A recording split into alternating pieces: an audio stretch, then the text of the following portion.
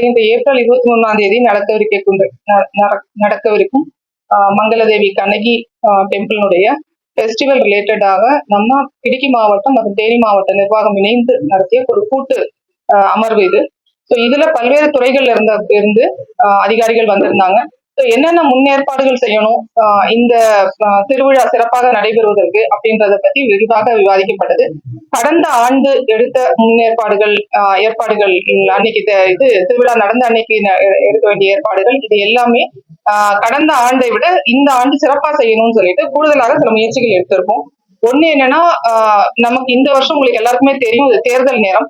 So அந்த தேர்தல் நேரம் சேர்த்து அதிகப்படியாக ஒரு சூடு இருக்கு. நமக்கு வந்து மழை இல்லை. இந்த கடந்த ஒரு 15-20 நாட்களாவே நமக்கு வந்து மழைகள் எதுவும் இல்லை. தண்ணீர் பற்றாக்குறையும் இருக்கு.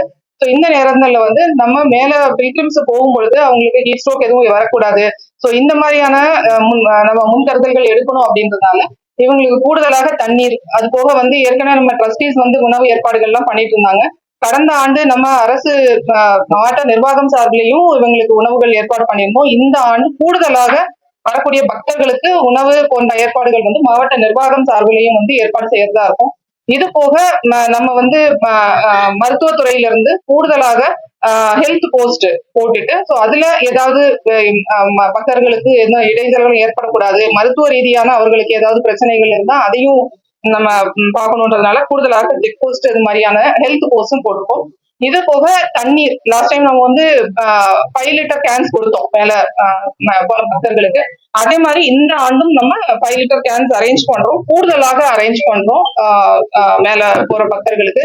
ஏன்னா நமக்கு வந்து இந்த பக்கம் வெஹிக்கிள்ஸ் வழியா வர்றது அல்லாம மேல பழியங்குடி சைடா வரக்கூடிய ஏரி வரக்கூடிய மக்களும் நிறைய பேர் இருப்பாங்க. ஸோ அவங்களுக்கும் வந்து கடந்த முறை வந்து உணவு கொடுத்தோம், தண்ணீர் பிளஸ் வாழைப்பழம் போன்ற இதுவும் கொடுத்தோம். இந்த தடவை கூடுதலாக கொஞ்சம் ஃபிளேவர்ட் மில்க் போன்ற அவங்களுக்கு ஏறவங்களுக்கு வந்து கொஞ்சம் நீர் ஆகாரம் மாதிரி உள்ளதையும் கொடுக்கலாம்னு சொல்லி பிளான் பண்ணியிருக்கோம். இது போக கடந்த முறை வந்து கூடுதலாக கழிவறைகள் வேணும் அப்படின்னு சொல்லிட்டு கேட்டிருந்தாங்க. கடந்த முறை 5 கழிவறைகள் இருந்தது. இந்த தடவை கூடுதலாக ஒரு 2 கழிவறைகளும் மேல ஏற்பாடு செய்யப்பட்டிருக்கு.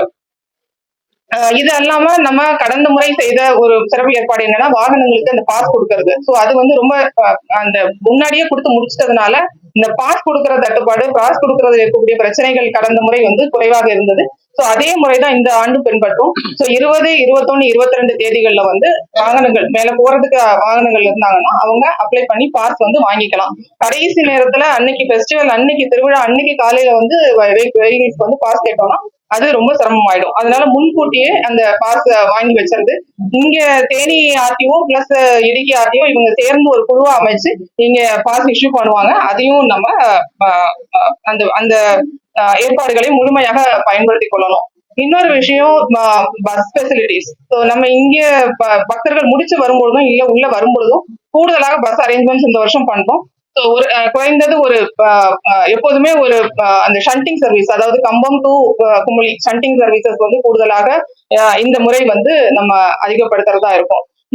இது அல்லாம எப்பொழுதும் கடந்த முறை அல்ல அதுக்கு முன்னாடி இருந்தது மாதிரி இது இந்த டெம்பிள் அமைந்திருக்கக்கூடியது வந்து நமக்கு எல்லாமே தெரியும் வனப்பகுதி. ஸோ வனப்பகுதியில இருக்கக்கூடியதுனால அதுக்கு கூடுதல்